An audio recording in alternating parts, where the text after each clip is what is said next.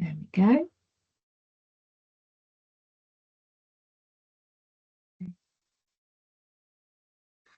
Good afternoon to everybody that has been able to join us this afternoon, and thank you very much. It's lovely to see that we've got some people attending this conversation between Professor Catherine Williamson and Professor Angie Doshani. My name's Katie Crabb. I'm the Chief Exec of the charity ICP Support, and we focus on the condition intrahepatic cholestasis of pregnancy, or obstetric cholestasis, as it's often referred to.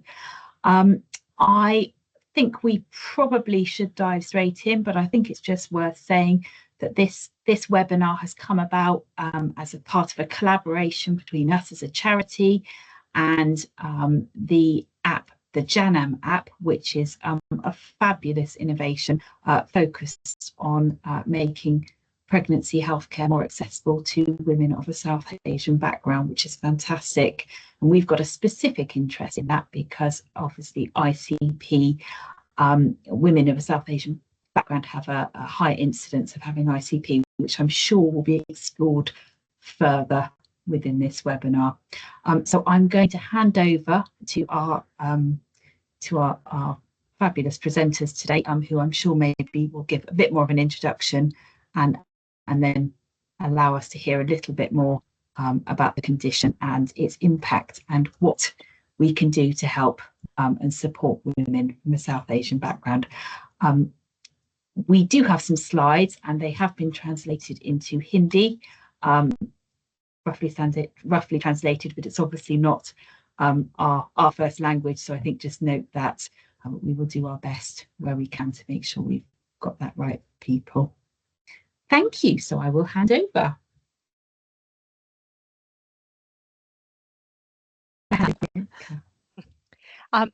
Thank you very much. Well, I'll briefly introduce myself and then hand over to Angie. So my name is Catherine Williamson, or Kath Williamson. Most people call me Kath. I'm Professor of Women's Health at Imperial, but have worked quite a bit across London and have been working on ICP for many years. So I'm delighted to be here to talk to all of you and hopefully answer some questions that will be valuable for you. Thank you very much, Kath, and thank you, Katie, and thank you for reaching out, and I'll explain how this collaboration between us and the JanamApp came about being. My name's Angie Doshani. I am a consultant obstetrician and gynaecologist at the University Hospitals of Leicester, a visiting professor at Montfort University, and my areas of interest have been around inequalities in maternity care, but also inequalities across the women's reproductive health. I'm also fondly known as the mother of the Janam App because I, together with a team of amazing patients and midwives, created this resource for South Asian women, and it provides culturally insensitive, appropriate information for women and partners to access through their birthing journey, available in English and 6 different South Asian languages. And just on that, Katie, what we will be doing today is attempting to do this webinar in English and in Hindi as well, because that's one of the feedback that we've had from our South Asian population is that a lot of the resources are available in English.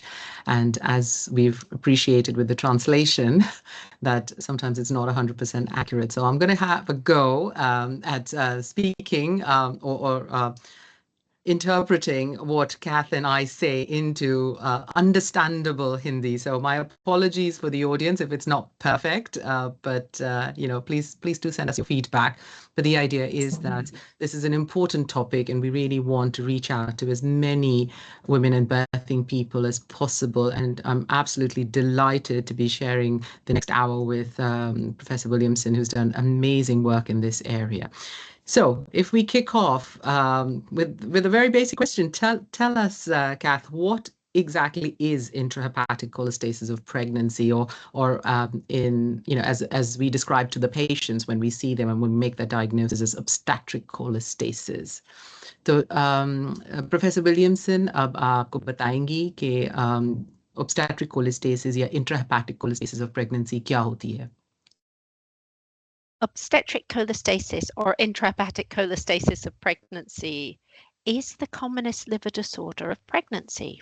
It affects around about 1 in 100 pregnant women.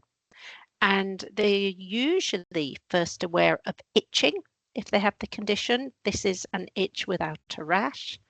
Their liver tests will be checked and they are usually not normal. Always the bile acids in the blood are high. So it affects pregnant women really with itching and abnormal blood tests. But it also affects women because it could put their pregnancy at risk of complications. Thank you, Kath. So just to say that in Hindi, Dr. Catherine ने बताया है कि जो obstetric cholestasis है ये एक liver की condition है जो 1 in 100 as in अगर 100 औरतें pregnant औरतें हैं तो एक औरत इससे affect होंगी. The presentation जो इसकी है most जो औरतें हमारे पास आती हैं वो कहती हैं कि हमारे को itching है या खारिश हो रही है. एंड यूजुअली ये खारिश विदाउट अ रैश होती है, तो बॉडी में रैश नहीं होगी, सिर्फ इचिंग होगी. और क्लासिकली आपको सुनने में आया होगा कि लोग कहेंगे कि हमारे जो palms and soles of the feet पे होती है, बट सारी बॉडी पे भी हो सकती है. और इसको हम टेस्ट करते हैं ब्लड टेस्ट के तौर पे, तो वो लिवर की एंजाइम्स को टेस्ट करते हैं और एक टेस्ट उसमें है जो बाइल एसिड्स है वो एलिवेटेड या हाई हो सकता है. तो डॉक्टर विलियमसन ये बता रही थी कि किस वजह से ये इम्पोर्टेंट है, बिकॉज इसकी ये कंडीशन की इम्पैक्ट दोनों माँ और बच्चे पे भी हो सकती है. So Katie alluded to this earlier on, Kath, that South Asian women are at a higher risk of developing this. If that's the case, then why do we think that it's higher in this group of women? It's an important question. Cholestasis is twice as common in South Asian women compared to European women. I think this is partly explained by genetics. We are doing some work with a team in East London who are studying women from Bangladesh and from Pakistan. And they are finding genetic changes in the same genes as in European women, but there are some changes that are more found in South Asian women. So it is partly explained by genetics, but there are probably other explanations as well. It could relate to having a high cholesterol in the diet. Now, women should eat a healthy diet. They shouldn't cut all the cholesterol out, but cholesterol is turned into bile acids by the liver. So that could play a role. And one other factor that I think might be relevant is women taking progesterone. Now, this can be done for very good reasons because we want to keep early pregnancy healthier after fertility treatment. But when I was talking to colleagues in India recently, they did tell me that a lot of women are now buying progesterone to take by mouth from the chemist to try to reduce the chance of having a miscarriage. I think in some of those women, that high level of female hormones also causes the condition. And that's a really interesting point, Kath, because again, we are seeing the use of progesterone, especially in, as you mentioned, IVF pregnancies, but also, when you've got women who come in with bleeding in pregnancy, or they've got other underlying background conditions where the obstetrician or their fertility teams may have advised this. Is the evidence the same for vaginal or rectal estrogen as compared to the oral estrogen as well? It's a really good question. Now, if people are taking certainly progesterone, but also or hormones, either vaginally or not by mouth, also rectally, they won't pass from the gut to the liver. So I think they have less of an effect, but of course the concentrations will go up in the blood, so they will eventually get to the liver. I've seen some women who have been treated with vaginal progesterone because of worries about pregnancy loss, who have developed very severe cholestasis. And when I've talked to the fertility specialist, we tried to modify the dose or reduce the dose at a sensible stage, and often the cholestasis gets better. But I think these women have shown us that this is a woman who will get cholestasis later, and usually they then get it again later in the pregnancy. Lovely. Now that's a very valid point. So I'm just going to translate that. So professor Williamson ने बताया है कि south Asian औरतों में ये इस obstetric cholestasis होने का चांस ट्वाइस या डबल है और इसकी काफ़ी वजह हो सकती हैं। अभी भी रिसर्च इस एरिया में चल रहा है, पर एक वजह है कि जेनेटिक्स। और इन्होंने ईस्ट लंदन में जो बांग्लादेशी पाकिस्तानी औरतें हैं उनके साथ रिसर्च किया है और उसमें उन्होंने आइडेंटिफाई किया है कि जो जीन जो हम वाइट या कोकेशियन औरतों में मिली है वही जीन साउथ एशियन औरतों में भी मिली है। So there is most likely कि एक जेनेटिक रीज़न है जिसकी वजह से ये ऑब्स्टेट्रिक कोलेस्टेसिस होता है। दूसरा है कोलेस्ट्रॉल जो डाइट में जो खाने में होता है। अब या हम बिल्कुल ये नहीं कहेंगे कि आप कोलेस्ट्रॉल बिल्कुल जो चीज़ें हैं जिसमें हाई कोलेस्ट्रॉल लेवल है उसको बिल्कुल बंद कर दीजिए, बिकॉज प्रेगनेंसी या आउटसाइड प्रेगनेंसी बहुत ज़रूरी है कि आप एक बैलेंस डाइट खाएं जो आपके बच्चे के लिए प्रेगनेंसी के दौरान बहुत ज़्यादा इम्पॉर्टेंट है। मगर अगर आप जो बायोकेमिस्ट्री जो कहते हैं उसको समझने की कोशिश करें कि वो है कि कोलेस्ट्रॉल जो है वो बाइल एसिड्स में बदल जाता है लिवर में। तो अगर वो आपकी कोलेस्ट्रॉल लेवल हाई होगी तो आपकी बाइल एसिड्स भी हाई होगी। तो इसीलिए बहुत ज़रूरी है कि प्रेगनेंसी के दौरान आप बैलेंस डाइट रखें, ओवर ना करें कि जो कोलेस्ट्रॉल वाली चीज़ें खाएं। But it is good advice for the rest of हमारी लाइफ के लिए भी कि आप cholesterol level with in control रखें। और तीसरी बात प्रोफेसर विलियमसन ने जो बताई है वो है around the use of progesterone. अगर हमारी प्रैक्टिस में हम देख रहे हैं कि जो औरतें जिनकी आइदर इनफर्टिलिटी ट्रीटमेंट हुई हो या जिनको पॉलिसिस्टिक ओवेरियन सिंड्रोम है या जिनकी ब्लीडिंग हुई हो प्रेगनेंसी में, वो ज़्यादातर प्रोजेस्टेरोन उनको प्रिस्क्राइब किया जाता है जिसको हम साइक्लोजेस्ट भी कहते हैं। बट इंटरेस्टिंग ना वो बता रही थी कि इंडिया में जो रिसर्च टीम है जिनके साथ ये कोलैबोरेट कर रहे हैं वो बता रहे थे कि काफ़ी औरतें वहाँ पर प्रोजेस्टेरोन ओरली टैबलेट खा रही हैं। तो मैंने उनको पूछा कि क्या फ़र्क है ओरल टैबलेट और वजाइनल या रेक्टल ईस्ट्रोजन प्रोजेस्टेरोन में, सॉरी। तो उन्होंने बताया है कि जो प्रोजेस्टेरोन टैबलेट्स जो साइक्लोजेस्ट वगैरह जो हम वजाइनली या रेक्टली डालते हैं, जो पीछे की तरफ डालते हैं, वो उसके चांसेस ओरल टैबलेट से कम है आपके लिवर को इफेक्ट करने के। अल्टीमेटली वो सारा कुछ आपकी ब्लड स्ट्रीम में जाएगा और अल्टीमेटली लिवर में भी जाएगा। उन्होंने एग्जाम्पल एक दिया जो एक औरत वजाइनल ईस्ट्रोजन्स पे थी और उनकी प्रेगनेंसी के दौरान उनको बहुत सिवियर ऑब्स्टेट्रिक कोलेस्टेसिस हो गया और उन्होंने उनकी ऑब्स्टेट्रिक टीम के साथ डिस्कस करके उनकी थोड़ी सी डोज रिड्यूस करके उनकी एक्चुअली कंडीशन बेटर की। तो इसीलिए बहुत ज़रूरी है कि आप टैबलेट्स या जो प्रोजेस्टेरोन है वो बंद ना करें, कंटिन्यू उसको रखें। मगर अगर आपको इचिंग होती है, ऑब्स्टेट्रिक कोलेस्टेसिस डायग्नोज होती है, तो आपकी ऑब्स्टेट्रिक टीम के साथ बात करें कि भी ये हो रहा है और ये प्रोजेस्टेरोन की वजह से तो नहीं है। तो वो फिर आपकी दूसरी टीम्स के साथ डिस्कस करके आपकी डोज शायद बदल दें।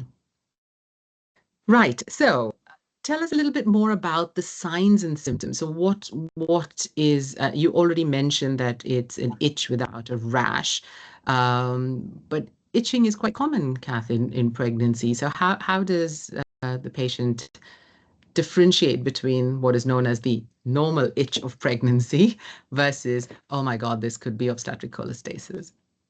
I think it's very difficult.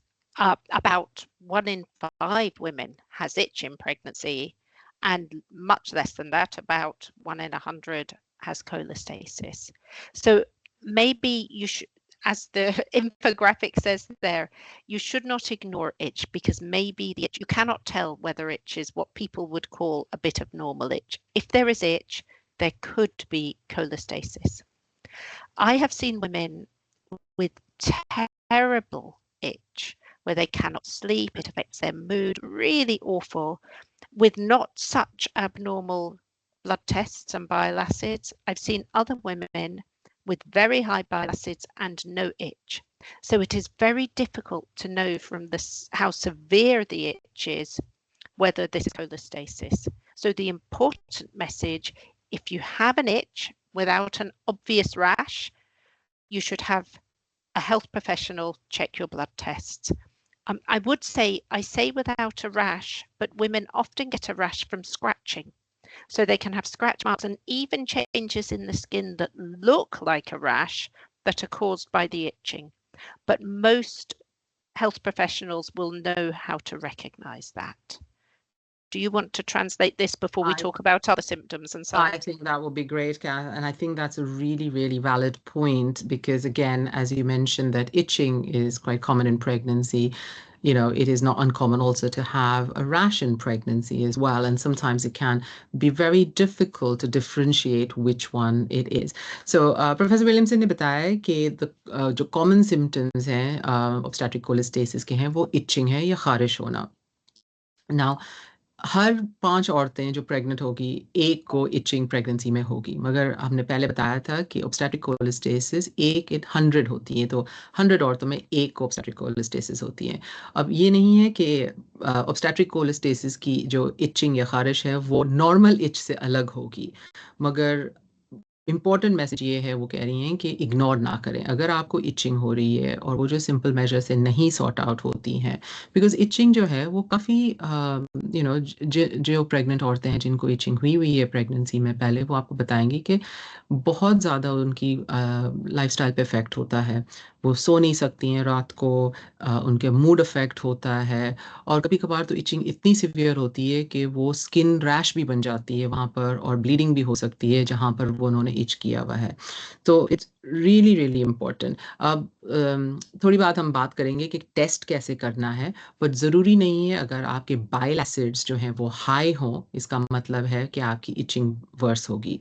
कभी कभी हम बहुत हाई बाइल एसिड्स वाली औरतों को देखते हैं जिनकी ब्लड टेस्ट में एसिड्स बहुत हाई हैं मगर उनको इचिंग इतनी नहीं है, और कोई कोई औरतें हैं जिनको इचिंग बहुत ज़्यादा है बट उनकी बाइल एसिड्स इतनी हाई नहीं है.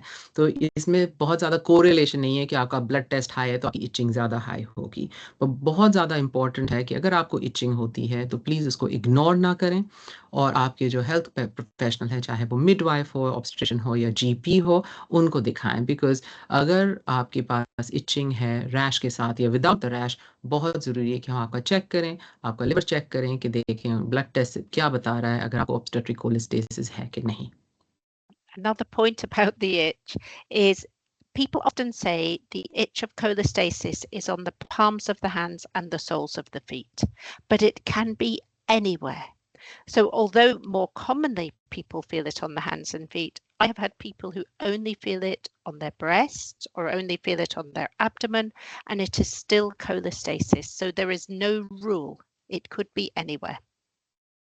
तो अगर आप लोगों से बात कर देंगे या आप इंटरनेट सर्च करेंगी तो आपको वो बोलेंगे कि भैया क्लासिक ऑब्स्टेट्रिक कोलेस्टेसिस की इचिंग जो होती है वो आपके पाम्स ऑफ द हैंड्स में होगी या आपके सोल्स ऑफ द फीट जिसको कहते हैं कि पैरों के तलों के नीचे वो इचिंग होगी, पर ये ज़रूरी नहीं है. तो ऑब्स्टेट्रिक कोलेस्टेसिस की जो इच या खारिश होती है वो बॉडी में कहीं पे भी हो सकती है, ब्रेस्ट पे हो सकती है, आपके पेट पे हो सकती है. तो इसीलिए ये ना सोचें कि भैया मेरी इस जगह पे हाथ और पैरों में नहीं है तो इसका मतलब है ये ऑब्स्टेट्रिक कोलेस्टेसिस नहीं हो सकती है.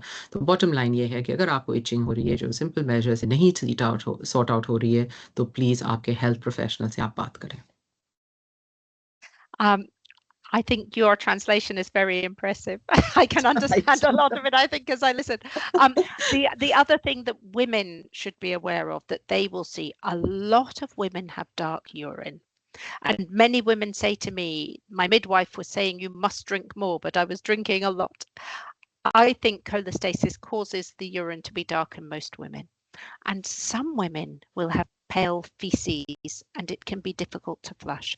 That is important because this group of women will be more at risk of not absorbing fat-soluble vitamins like vitamin K, and that could affect the risk of bleeding in pregnancy. So everybody that I see, I will ask them about the colour of the urine and the colour of the feces.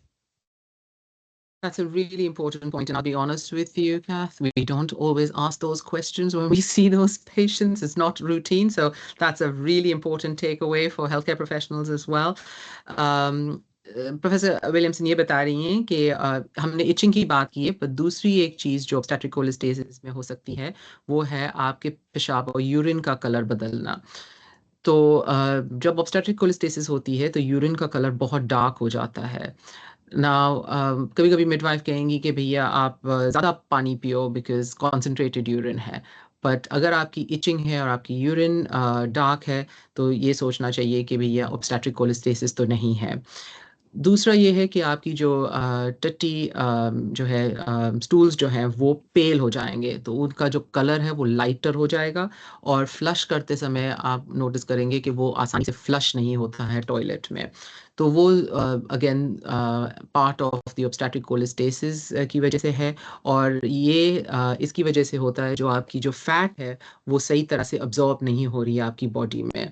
और इसका implication ये है कि fat काफ़ी चीज़ों में होता है, मगर आपके विटामिन्स, कोई कोई विटामिन्स जो होते हैं वो फैट सॉल्युबल जिसको हम कहते हैं, वो विटामिन्स जो हैं वो बहुत ज़रूरी होते हैं आपकी प्रेगनेंसी के लिए, आपकी बेबी की ग्रोथ के लिए, आपकी लिए एज वेल, और आपकी ब्लीडिंग को कंट्रोल करने के लिए।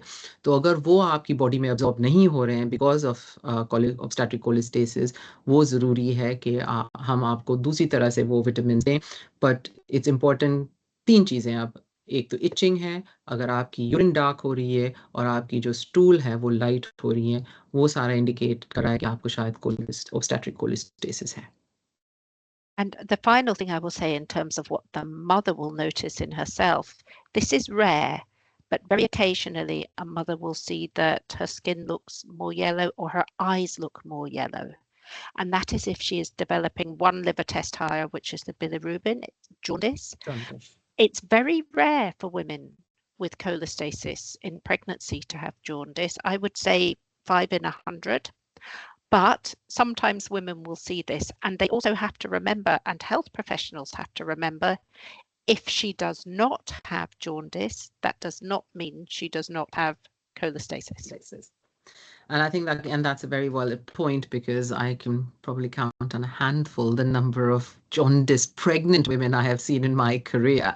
प्रोफेसर विलियमसन ये बता रही हैं कि नॉर्मली जब हम सोचते हैं कि भैया लिवर की कंडीशन है तो हम सोचते हैं कि जॉन्डिस होगी। तो जॉन्डिस होना प्रेग्नेंट औरतों में बहुत रेयर है, 5 औरतों में एक को कभी हो सकती है। और जॉन्डिस का मतलब है जब आप अपनी आंखों को देखें तो वो पीलापन नजर आएगा उसमें। बट ज़रूरी नहीं है कि अगर आपके आँख पीली नहीं है, एज़ इन जॉन्डिस नहीं लग रहा है, तो इसका मतलब है आपको ऑब्स्टेट्रिक कोलिस्टेसिस नहीं होगा, बिकॉज़ बहुत ही कम लोगों में जिनके जो औरतें जिनको ऑब्स्टेट्रिक कोलिस्टेसिस है, उनकी आँख में जॉन्डिस दिखाई देगा। तो इसलिए प्लीज़ ये ना सोचें कि भैया मुझे जॉन्डिस नहीं है तो इसका मतलब है कि मुझे ऑब्स्टेट्रिक कोलिस्टेसिस नहीं है, बिकॉज़ वो बहुत ही एक रेयर साइन है। Lovely. Kath, moving on, we spoke very briefly about the tests that are done to make the diagnosis. I think from a practical point of view, you talked about having the bile acids done and the liver function tests done. And I think you very briefly touched that there is no or limited correlation between the level of bile acid and the symptoms. But is there correlation between the level of bile acid and outcomes in pregnancy? And the bigger question, I guess, for clinicians is how frequently should we be doing this? Because we see variations in practice all the time, and sometimes bile acids being done on a daily or a bi-weekly basis. Yes, maybe just before considering that, it is worth thinking that when we look after women with cholestasis, it is important to think about what it means for the mother and what it means for the pregnancy, because I think we are monitoring and treating differently. So in terms of bile acids in particular and how often they should be checked, this really relates to thinking about the risks for the baby. And cholestasis can, in some cases, cause spontaneous preterm birth, and more rarely, it can cause stillbirth. It can also cause other forms of fetal distress and admission to the neonatal intensive care unit for the baby, and meconium staining in the amniotic fluid where the baby opens its bowels in the womb. So all of these are risks that we worry about, and they are related to how high the mother's bile acids are. Angie, do you want to translate that before I talk about how often and when? Lovely. Katie, I was just wondering if we could show the infographics about the 10% 90, just to put it in perspective, that only 10% of the population will have this. Thank you. That's important, and I'll come on great. to explain that in the context of screening as well. Lovely. So मैंने professor William से ये पूछा कि कितनी बार ये किस तरह से इसकी डायग्नोसिस होगी obstetric cholestasis की, और कितनी बार ये ब्लड टेस्ट करने की ज़रूरत है. तो उन्होंने वेरी इंपॉर्टेंट पॉइंट बोली है कि पहले तो ये सोचें हम कि किस वजह से हम ये टेस्ट कर रहे हैं और इस कंडीशन की क्या इम्पैक्ट होगी मम पे और बच्चे पे. तो जो बेबी पे जो इम्पैक्ट है, जो रिस्क्स जो बेबी पे हो सकता है, एक तो जो औरतें जिनको obstetric cholestasis है वो अर्ली लेबर में जा सकती हैं, तो उनकी ड्यू डेट के काफ़ी पहले प्री टर्म बेबी होने के चांसेस हैं. दूसरा ये है कि जब बेबी बॉर्न होता है तो बेबी के चांसेस हैं कि बेबी को कोई डिस्ट्रेस होगा और बेबी को न्यूनेटल यूनिट, जो स्पेशलिस्ट यूनिट होती है बेबीज़ के लिए, उसमें थोड़े दिन रहना पड़ेगा. और हमने देखा है कि जब बच्चे का जो पानी होता है जिसको हम एमनियोटिक फ्लूइड कहते हैं, वो फ्लूइड जब वो पानी टूटता है तो उसमें मिकोनियम कहते हैं, वो जो ग्रीन कलर का पानी होता है, जिसका मतलब है कि बेबी ने अंदर पू किया है, और वो इस वजह से कि बेबी शायद डिस्ट्रेस्ड है अंदर. और बहुत छोटा रिस्क है कि अनफॉर्चुनेटली बेबी obstetric cholestasis की वजह से बेबी की डेथ हो सकती है. बट वो रिस्क जो है वो बहुत छोटा है, तो 10% की रिस्क है ये होने के लिए. इसका मतलब है कि 90% ऑफ औरतें जिनको ये obstetric cholestasis है उनके बच्चे में इफेक्ट नहीं होगा. बट प्रोफेसर विलियमसन ये बता रही हैं कि जिनके बाइल एसिड की जो लेवल अगर बहुत हाई है तो उनमें ये रिस्क होने की चांसेस ज़्यादा है. इसकी वजह से आपकी टीम जो है आपको ज़्यादा मॉनिटर करेगी जब आपकी डायग्नोसिस होती है और आपके बाइल एसिड जो ब्लड टेस्ट है उसकी बेसिस पे. Yes, so we'll continue talking about a bit more about the bile acids and the testing of it, please. So very briefly, I will say, so I don't forget to say later, I would really recommend that people do not check the bile acids when a woman is fasting, and we could come back to that later. So we did some very big studies where we collaborated with wonderful colleagues from around the world and were able to study large numbers of women. And we looked at the tests that can be done to think about the outcome of the pregnancy. So we looked at the common liver tests and bile acids. And we found that bile acids were the only test that lets us predict whether a pregnancy is at risk of either stillbirth or preterm birth. And this is important because it means we can tell women if they're more at risk and decide what to do.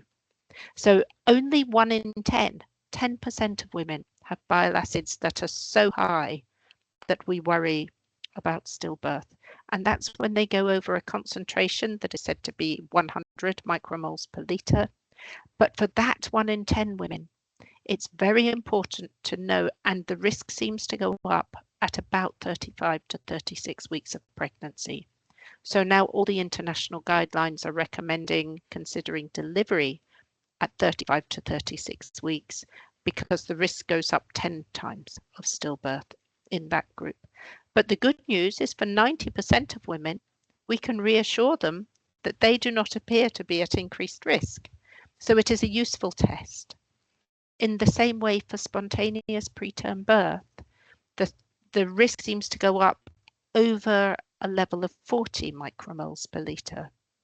And so again, for women where the bile acids are below 40, we can be reassuring, and that's about 3/4 of women. But for the quarter where they are higher, we have to think about what to do, and we can come back to treatments. I would say this group should receive ursodeoxycholic acid because it's likely to protect them. The other complications also seem to be more common above this threshold of 40 micromoles per litre. I know I've said a lot, so I should maybe pause and we can come back to more. Thank you, Agatha. And I think the numbers are the ones that sort of always confuse people. So just so I am clear, is 40, so what I understood was that 1 out of 10 if your bile acids is higher, then what level should we worry, and where the risk is 100, correct. Yeah. So if it's over 100, the risk is 10 times more of a stillbirth, and that's the recommendation to deliver around 35, 36 weeks or earlier if the case may be. And if it's over 40, then your risk of preterm birth is higher. And those are the ones you would recommend that we look at further treatments. And we'll talk about the treatments in a little bit in detail. Lovely. We could tell people that although the risk goes up 10 times, it is only about 3.5%. So most women will not have a stillbirth, but it's important to know about the risk because then we can take action to avoid it. Lovely. And I am going to mention in this as the obstetrician that, please make sure that if you have any concerns about baby's movement, if the baby's, if there's any change in pattern. So we've traditionally always said, if the baby slows down, but that's not what we are advocating. If there's any change in pattern of your baby's movement, because you are with your baby 24/7, if there's any change at all, please don't take it lightly. When as I always say to my women is that, when your risks are totting up, you need to be very vigilant, and you are with the baby 24/7. So any changes, you will be the first to recognize. And then we'll talk a little bit about advocating for yourself as well.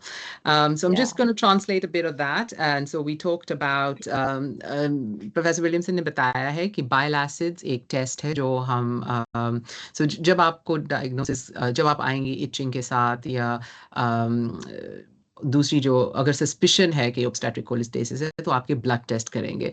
तो उन blood test में एक liver test करेंगे और liver test में बहुत सारे tests होते हैं, but the most important test जो बताएगा कि आपका रिस्क क्या है ये obstetric cholestasis आपकी और आपके बच्चे पे क्या इफेक्ट होगा, वो है बाइल एसिड्स वाला. तो बाइल एसिड्स का टेस्ट जो है, वो जो लिवर फंक्शन वाला टेस्ट है, वो फास्टिंग में नहीं करना चाहिए. तो ज़रूरी नहीं है कि आप फास्टिंग करो, और इम्पोर्टेंट है कि जब वो ब्लड टेस्ट दें तो आप फास्ट ना हो, तो इसका मतलब है आप कुछ खा कर जाइए. और उन्होंने बताया है कि जो जितने भी टेस्ट करते हैं उसकी एक लेवल थ्रेशोल्ड होती है. तो अगर वो टेस्ट का बाइल एसिड का लेवल 100 के ऊपर होता है तो उसमें रिस्क ज़्यादा है बेबी को इफेक्ट होने का, including unfortunately baby passing away. और वो रिस्क 10 टाइम बढ़ जाता है, मगर वो रिस्क फिर भी छोटा है. सिर्फ 3% वाला रिस्क है कि ये अगर इतना हाई लेवल होगा और उसमें बेबी की डेथ होने की चांसेस हैं. तो इस वजह से आपकी जो ऑब्स्टेट्रिक टीम है वो एडवाइस करेगी कि हम इंड्यूस करें और बच्चे जल्दी लाने की कोशिश करें अराउंड 35-36 वीक्स. अगर आपका जो ब्लड टेस्ट का लेवल अगर 40 के ऊपर है तो उसमें प्री टर्म बर्थ, जो बच्चा जल्दी आने के चांसेस हाई हैं.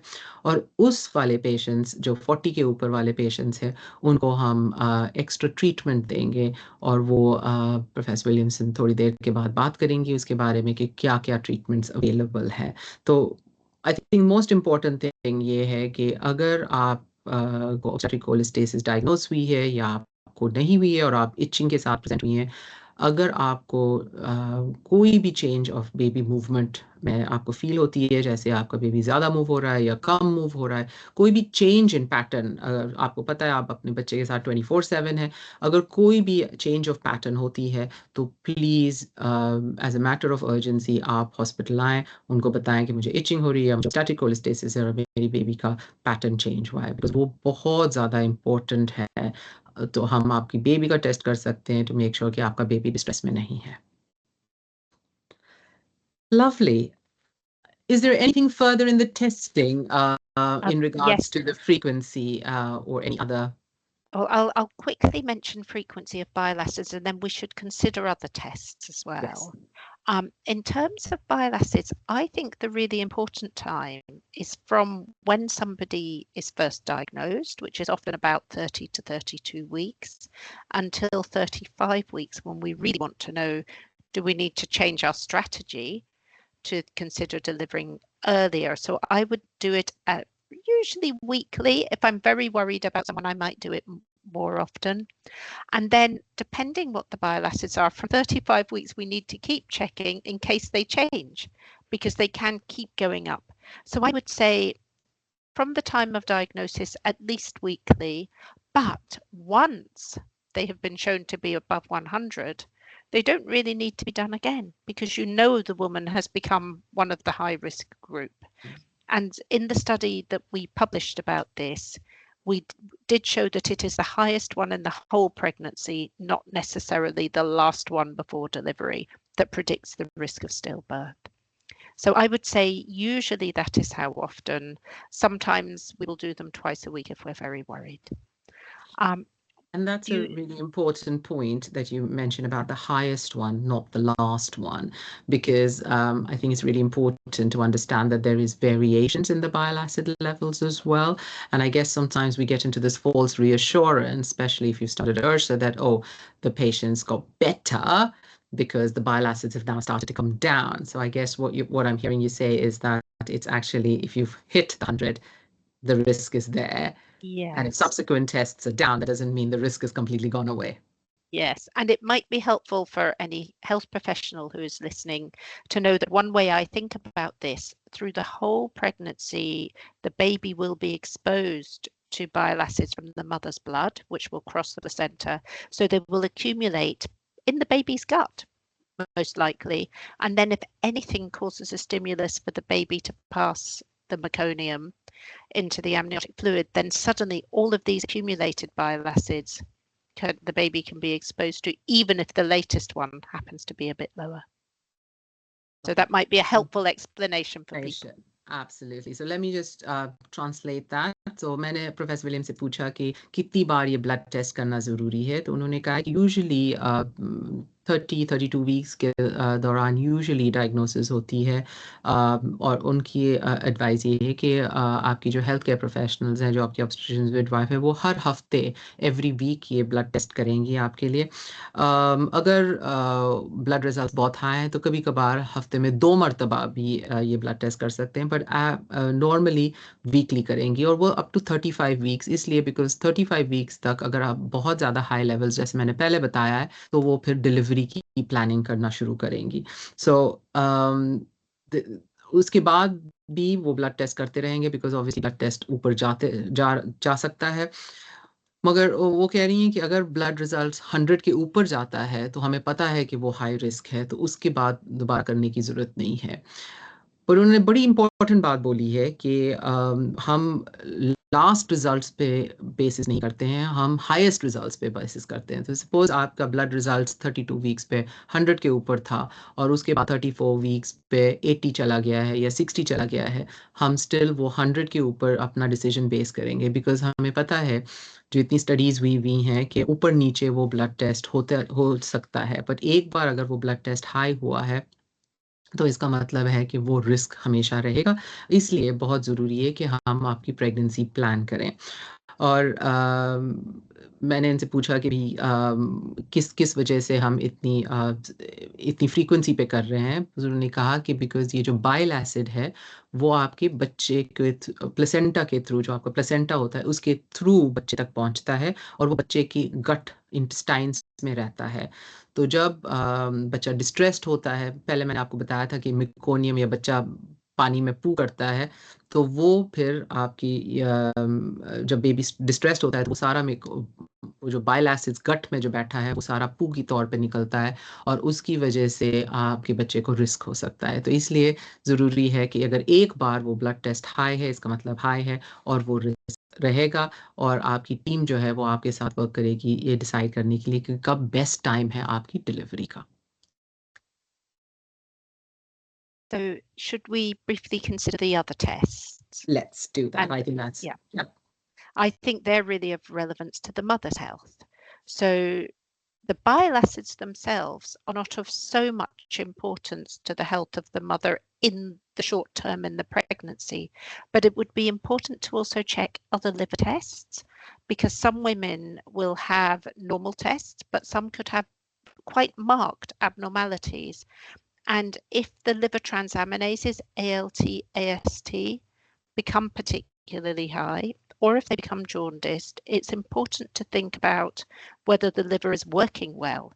And there are additional tests that can be done to look at how the liver is working, including coagulation, how the blood is clotting, and glucose. So it is important to make sure that the mother's liver is okay, because there is some overlap between cholestasis and other more severe diseases for the mother in pregnancy, such as severe preeclampsia or even acute fatty liver. Then in terms of the mother's health just with cholestasis, it's worth making sure people understand what might be causing it. Some people are genetically more likely, and we find 1 in 5 women, we find a genetic cause. This can make them more likely to have gallstones, so it's also worth thinking about doing an ultrasound. And sometimes, more rarely, if there are reasons to suspect it, maybe if somebody doesn't get better after pregnancy, it's worth thinking about antibodies to the liver, because women can have autoimmune hepatitis or several other autoimmune conditions like primary biliary cholangitis or sclerosing cholangitis. And also screening for hepatitis C, which sometimes can be more common. So I think it's worth thinking about baby outcomes with the bile acids, but then mother's disease and mother's health at the time of pregnancy, and maybe we'll come on to think about later on as well. Lovely. So professor Williamson बता रही थी कि अभी तक तो हमने baby के बारे में बात की है, तो अब अगर हम देखें कि ऑब्स्टेट्रिक कोलेस्टेसिस मम के ऊपर क्या असर हो सकता है, तो वैसे तो बाइल एसिड्स जो हैं, जो हमने बात की है कि बाइल एसिड्स बेबी के लिए ख़तरनाक हो सकते हैं, मदर के लिए इतना ज़्यादा रिस्क नहीं है। बट जब आपकी ब्लड टेस्ट होंगे तो वो हम दूसरे जो लिवर एंजाइम्स हैं जो उन्होंने बताया है, जिसको ट्रांसएमिनेसेस कहते हैं, ALT, AST जो है, वो हम चेक करते हैं। और अगर वो हाई है, वो इसलिए हम चेक करते हैं देखने के कि लिवर ठीक से काम कर रहा है कि नहीं है, बिकॉज हाँ, हमने कहा है कि शायद ये ऑब्स्टेट्रिक कोलेस्टेसिस है, बट हम हमेशा ये कॉन्शियस रहते हैं कि दूसरी कोई लिवर की कंडीशन तो नहीं है जिसकी वजह से ये ब्लड रिजल्ट्स अब नॉर्मल है, जैसे कि प्री एक्लैम्प्सिया, अदर लिवर कंडीशंस जो हो सकती हैं। बिकॉज अगर उन्होंने बताया था पहले कि 5 औरतों में 1 में जेनेटिक रीज़न हो सकती है, जिनकी जीन्स की वजह से हो सकता है ये कंडीशन। और उन औरतों में हमने देखा है कि जो पथरी कहते हैं, गॉल स्टोन्स, जो गॉल ब्लैडर में पथरी हो सकती है, तो वो होगी। तो इसीलिए जब भी आप इचिंग के साथ आएंगी या उन्होंने सस्पेक्ट किया है ऑब्स्टेट्रिक कोलेस्टेसिस का, तो वो हमेशा लिवर का अल्ट्रासाउंड करेंगे प्रेगनेंसी में। अगर आपकी ये जो बाइल एसिड्स और इचिंग प्रेगनेंसी के बाद नहीं ठीक होती हैं, तो फिर वो ज़्यादा टेस्ट करेंगे लिवर के ऊपर, शायद कोई ऑटो इम्यून कंडीशन है या हेपेटाइटिस C है या ऐसा कोई दूसरी प्रॉब्लम लिवर में है जिसकी वजह से ये आपकी जो कंडीशन है वो ठीक नहीं हो रही। बिकॉज अगर सिर्फ वो प्रेगनेंसी रिलेटेड है तो जैसे बेबी डिलीवर होगा थोड़े हफ्तों बाद वो ठीक हो जानी चाहिए, अगर वो ऑब्स्टेट्रिक कोलेस्टेसिस है। तो वो सारे जो बाकी के टेस्ट हैं वो इसलिए देखने के लिए कि आपका लिवर ठीक से फंक्शन कर रहा है, ठीक से काम कर रहा है। तो उसमें आपका ब्लड ग्लूकोज लेवल भी चेक करेंगे, आपकी क्लॉटिंग जो बहुत ज़रूरी है, जैसे मैंने पहले बताया था कि वो जो सारे जो हार्मोन्स हैं, जो एंजाइम्स निकलते हैं आपके लिवर से, वो आपके ब्लड को क्लॉट करने के लिए, तो आपकी ज़्यादा ब्लीडिंग ना हो, तो वो ब्लड टेस्ट भी वो करेंगे। Lovely. I think we have covered very much now the next question, which was the impact on mother and baby. I just wondered if there was anything you wanted to talk about the long term, because I've mentioned about the gallstones. I've mentioned about the importance of the liver enzymes test, and if the symptoms don't resolve post delivery, then we should be thinking outside the box and thinking of other liver conditions. But if we were just to focus on the obstetric cholestasis and it's the sort of long-term impact, because you mentioned genetics, now you've mentioned gallstones, so I'm sure the audience is thinking, oh my God, 20 years from when I have this child now with obstetric cholestasis, what's going to happen to me and my liver? Yes, well, in a sense, maybe what people listening can think, in the same way as we know a woman who develops new diabetes in pregnancy, that's our window to her future health, to tell us she's more likely to have diabetes in later life. Women who get blood pressure problems in pregnancy are more likely to have blood pressure and heart problems. In the same way, women who develop cholestasis in pregnancy are more likely to have gallbladder and liver problems in later life. Now, the typical typical things that it's worth being aware of are, as we mentioned, the risk of gallstones, but also gallstones, sometimes the stone can become loose and cause a blockage, which can cause something called pancreatitis, which can make women very unwell. So maybe pregnancy is our chance to see, is this somebody who has gallstones, and it can be dealt with, so we can protect the women for later. And then, and also, women with cholestasis, they're more likely to have responses to several drugs. We talked about progesterone, but also taking the oral contraceptive pill, taking some antibiotics and some other medicines later. Now, that doesn't mean they shouldn't take antibiotics, for example, but if there are some antibiotics that make them unwell with their liver, they could maybe take different ones. And I would say usually they shouldn't take the combined oral contraceptive. Now, I always also ask women, does anyone in your family have a problem with your liver or your gallbladder? In a small number of women, they are also more at risk of scarring of the liver in later life, what we call cirrhosis. So it is really worth finding out, and a number of other rarer liver conditions can be commoner. So I think women who've had cholestasis, yes, it's a bit of a worry, but in some ways it's good to know, because then they can see somebody if their liver doesn't go back to normal, and they can have treatment to keep them healthy over the years to avoid these problems. That's a very valid point about the follow-up post-delivery, and I'm a great advocate that we should get a liver function test done. Would you say a bit like diabetes, get it done 6 weeks post-delivery, just to check, see if it's come down to 6 to baseline? 12 weeks. 6 to 12 weeks.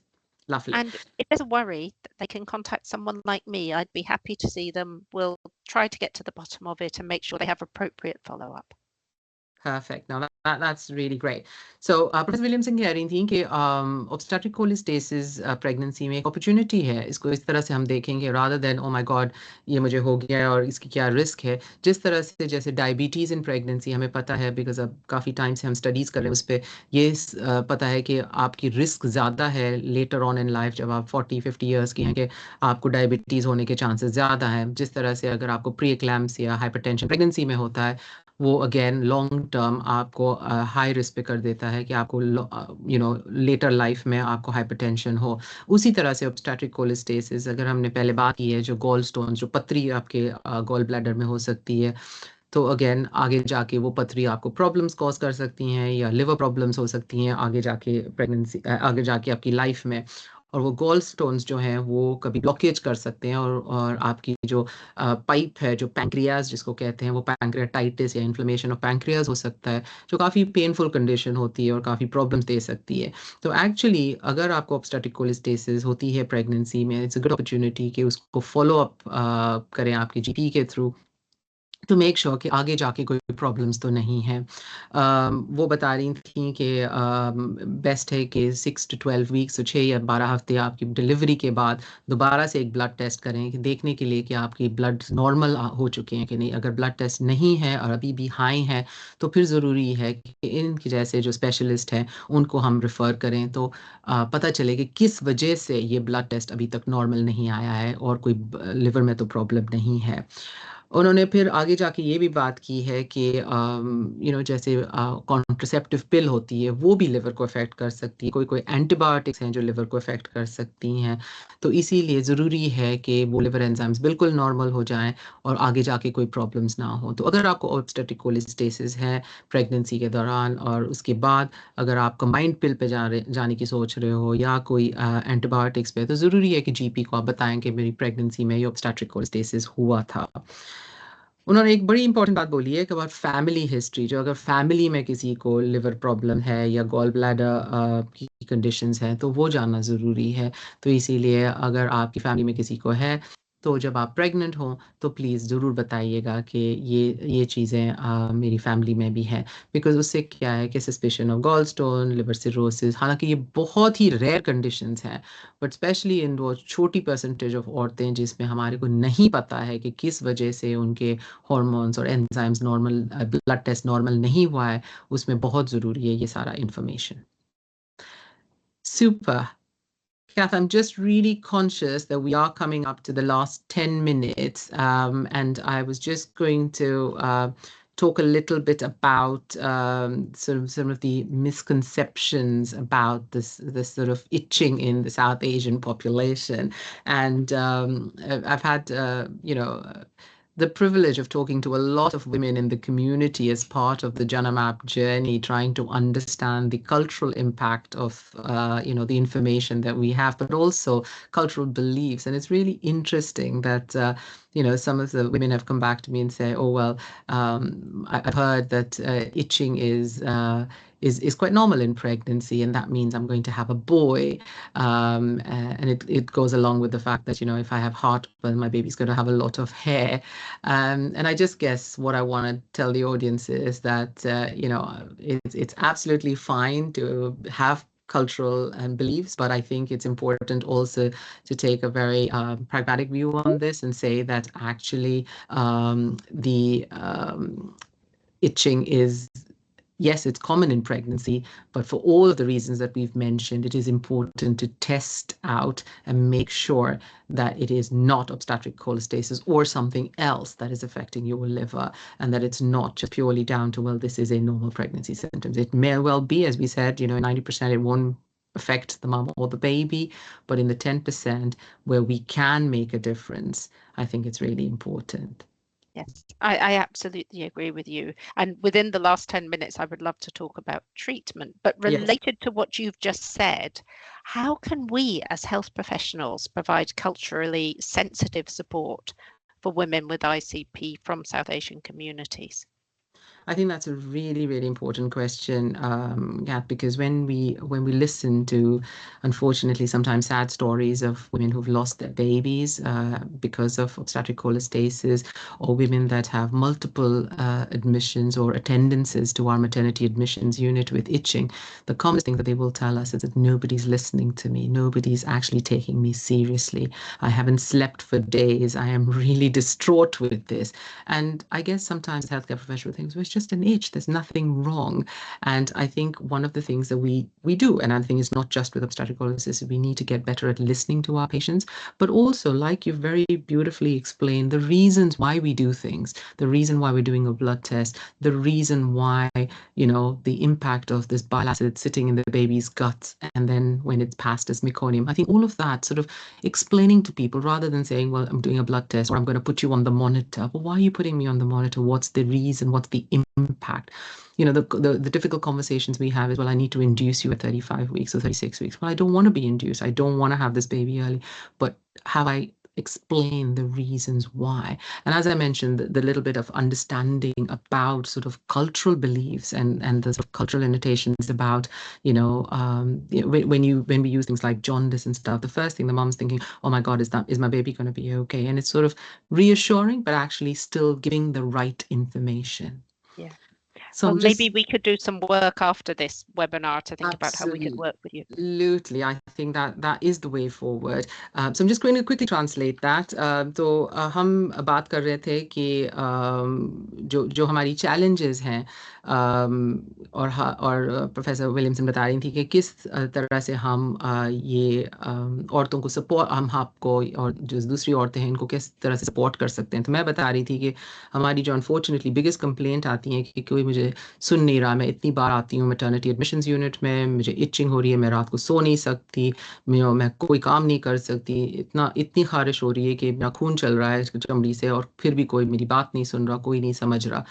तो मैं उनको कह रही थी कि health professionals, चाहे वो GP हो, चाहे वो मिडवाइफ हो, या चाहे ऑब्स्टेट्रिशियन हो, इट्स रियली रियली इंपॉर्टेंट कि हम आपकी बात सुने, बट ऑल्सो आपको अपॉर्चुनिटी दें ये समझाने के लिए. इसीलिए हमने जनम ऐप क्रिएट किया था. तो जनम ऐप में सारी इन्फॉर्मेशन है कि किस वजह से obstetric cholestasis हो रही है, आपकी लिवर में क्या है, और जैसे प्रोफेसर विलियमसन ने बताया कि जिस तरह से ये जो बाइल एसिड है वो बच्चे की गट में जाता है, उसी तरह की एक्सप्लेनेशन, किस वजह से हम आपकी डिलीवरी जल्दी करना चाहते हैं, क्या रिस्क है. अगर हम बैठ के आपको सही तरह से समझा सके और आपकी इन्फॉर्मेशन जैसे जनम ऐप पे है, अगर हम वो सारी इन्फॉर्मेशन आपको सही तरह से दे सकें, तो आई एम श्योर हम उस तरह से साथ में काम कर सकते हैं.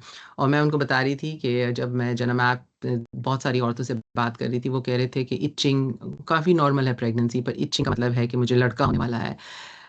मैं ये नहीं कह सकती कि इचिंग से आपको लड़का हो रहा है या कि नहीं हो रहा है, पर मैं ये ज़रूर कह सकती हूँ कि इचिंग जो अगर आपको होती है तो बहुत ज़रूरी है कि आप किसी मिडवाइफ या डॉक्टर से बात करें, आपका ब्लड टेस्ट हो, तो हम डायग्नोज कर सकेंगे आपको ये इचिंग प्रेगनेंसी की वजह से है या ऑब्स्टेट्रिक कोलेस्टेसिस की वजह से। हम ये नहीं कह रहे हैं कि आप ना बिलीव करें कि इसकी वजह से लड़का होगा, या दूसरी चीज़ है जैसे अगर आपको हार्ट बर्न ज़्यादा है तो इसका मतलब है बच्चे के ज़्यादा बाल होंगे, विच इज़ एब्सोल्युटली फाइन। मगर अगर ऐसी चीज़ें हैं जैसे इचिंग वगैरह, आपकी बेबी मूव नहीं हो रहा है, तो ये ना सोचें कि बेबी सो रहा है। प्लीज़, अगर दोनों चीज़ें साथ हो रही हैं तो please do come and seek help. Right, shall we just end on the treatment note, Kath, if we may, because I'm sure they want to know, well, if I've been diagnosed, if I've got it, then what? Definitely. So again, as with thinking about tests, I think we should think about treatments to help the health of the mother and treatments to improve the outcome for the baby. So I may start with the baby because it's a little bit quicker. And I would say the most important thing from my perspective, if the bile acids are over 40, ursodeoxycholic acid has been shown to protect against spontaneous preterm birth in a big international study. This isn't reflected in all of the guidelines because the paper was only published a few years ago, but it is now in the European, the Canadian, the Australian guidelines. So it's important information, and ICP Support reflect it nicely in the infographic. If bile acids are over 100, treatment in a sense or intervention is aiming to deliver earlier. In terms of treatment for the mother, ursodeoxycholic acid improves itch in some women, but not in all. It's not brilliant for itch in all women, but it does protect the liver and does improve the liver tests. So it has a place for the baby and for that. In terms of itch, a lot of creams with menthol in them can be helpful. Maybe having a cool shower and then putting the cream on to let women fall asleep. But I always say to women, do test a little bit on your hand before you use it all over your body, because there are a few people who really don't like it. There are some newer and additional medicines that can be used. There's one called rifampicin, which is an antibiotic that improves bile acids and itch in some women, and there's a trial looking at that at the moment. And then there are other possible drugs that are more experimental that hopefully we will know more about in the future. That's fantastic. There seems to be a lot of hope now as compared to when I started training, when there was a little bit of Piriton, which is an anti-itch or antihistaminic, and that was it. And hopefully once you have the baby, it'll all stop. So end में हम सिर्फ जल्दी ये बात करेंगे कि अगर treatment options क्या हैं, तो जो बेबी को प्रोटेक्ट करेगी, अगर बाइल एसिड्स हमने कहा था 40 के ऊपर हैं, तो एक दवाई है कॉल्ड अर्सो और यूरोडॉक्सिकोलिक एसिड, वो जो है वो बेबी को प्रोटेक्ट करेगा। और काफ़ी स्टडीज़ हुई हैं, इंटरनेशनल स्टडीज़, जो यूरोपियन गाइडलाइंस हैं, जो कनेडियन गाइडलाइंस हैं, उन सब में ये है। हमारी गाइडलाइन जो है यूके की, वो काफ़ी 2 साल पहले लिखी गई थी, पर अब जो अपडेट में है वो डेफिनेटली मेंशन करेगी। अगर बाइल एसिड्स 100 के ऊपर हैं तो डिलीवरी करना अर्ली बहुत ज़रूरी है। जो मॉम के लिए है, जो अर्सो है, जो यूरोडीऑक्सिकोलिक मैंने बताया था, जो बेबी को प्रोटेक्ट करेगा, अनफॉर्चुनेटली वो आपकी इचिंग को नहीं स्टॉप करेगा। सो कोई औरतों में इचिंग कम हो जाती है उसकी वजह से, पर नॉट नेसेसरीली कि वो सडनली वो मिरेकल ड्रग है जो जिसकी वजह से आप लेंगी और इचिंग बंद हो जाएगी। बट वो लिवर को डेफिनेटली प्रोटेक्ट करता है, तो उसकी वजह से बेबी को प्रोटेक्ट करने के लिए और लिवर को प्रोटेक्ट करने के लिए ये बहुत अच्छी ड्रग है। इचिंग के लिए अनफॉर्चुनेटली ठंडा शावर, उसके बाद क्रीम जिसके अंदर मेंथोल हो, वो लगाएं। डॉक्टर कैथ ने बड़ी अच्छी बात बोली है कि पहले अपने हाथ पे टेस्ट करके देखें, बिकॉज कभी कभी हमने देखा है कि औरतों को बहुत ज़्यादा एलर्जिक रिएक्शन हो जाता है वो मेंथोल वाली क्रीम से, तो इसलिए पहले हाथ पे टेस्ट करके देखें कि अगर वो सही है कि नहीं। नई दवाइयाँ भी जो आई हैं, एक रिफैम्पिसिन करके है, वो जो ट्रेडिशनली एक एंटीबायोटिक है, वो भी ट्रायल्स स्टडीज़ में दिखाई गई है कि वो बेनिफिट करती है लिवर को। और अब बहुत सारी स्टडीज़ आ रही हैं जिसमें एक्सपेरिमेंटल ड्रग्स है, बट ऑब्वियसली वो स्टडीज़ हम अभी तो नहीं बता सकते आपको, बिकॉज वो एक्सपेरिमेंटल फेज़ पे हैं। और हम डेफिनेटली वो सारी स्टडीज़ सेफ्टी के तौर पे करते हैं, तो माम और बेबी दोनों को इफ़ेक्ट ना हो। बट मैं इनको कह रही थी कि जब मैंने अपनी ट्रेनिंग शुरू की तब बहुत कम ऑप्शंस थे, अब बहुत ही ज़्यादा ऑप्शंस आ रहे हैं जिन औरतों को ऑब्स्टेट्रिक कोलेस्टेसिस है। We are at 1 minute until 2 o'clock. If there is time, I would love to ask you one final question, Angie, but only if we have time. Well, we've got the I think let's go for it. Be shame not to. Please do. Please do. Okay. What can South Asian women do to advocate for themselves if they feel their symptoms are being dismissed?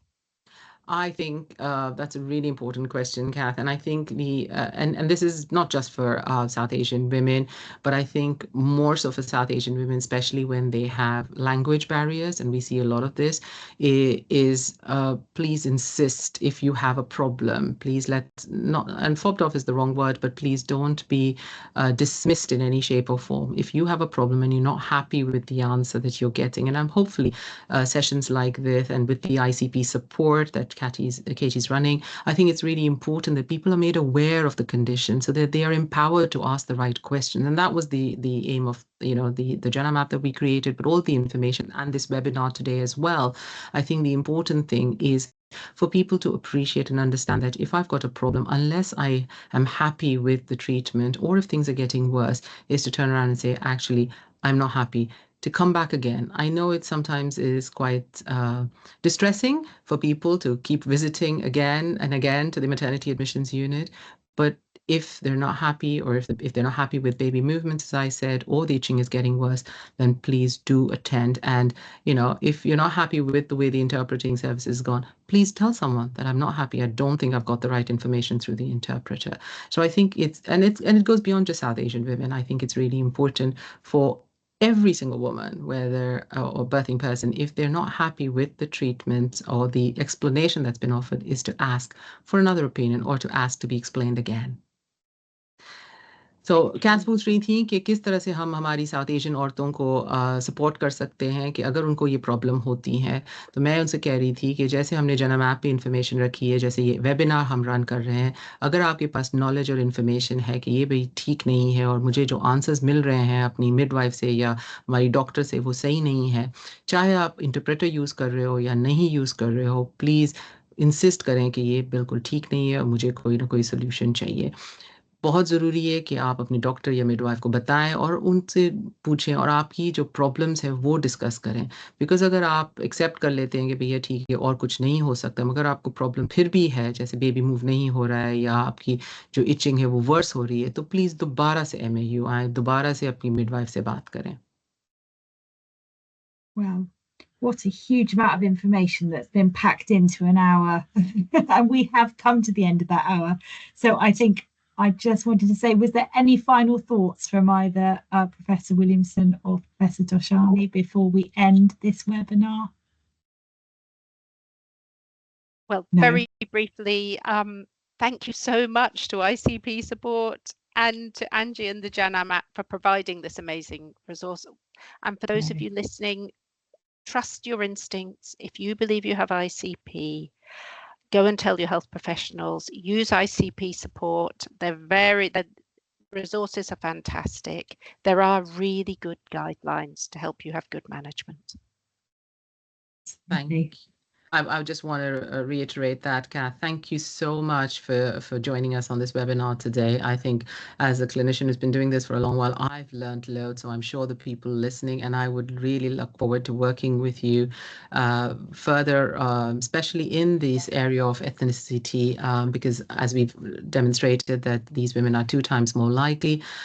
Katie and Ali, thank you so much to the ICP Support. I think you do an amazing job on a very shoestring budget, if I may add that in. So please do support the charity. But I think this is my shout out to South Asian women, in particular, as we are focusing this a little bit on the South Asian community today, is please do join the ICP Support, because one of the key things really that we found on our JanamApp journey is the lack of support sometimes, and peer support is so important, just sharing little tricks and tips, but also listening to other women and birthing people who've been through this journey with obstetric cholestasis is sometimes very, very reassuring for women who have newly been diagnosed. So I think, you guys provide a really valuable support, and I would just encourage more South Asian women to join.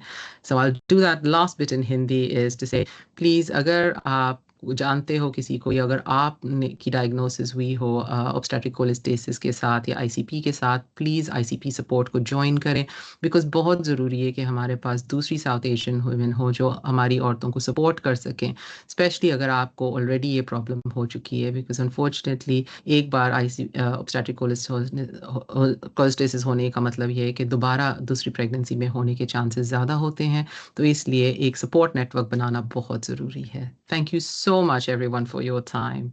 Lovely, and thank you very much. And on that note, we will end this webinar. Thank you very much for your attendance, and thank you to our presenters.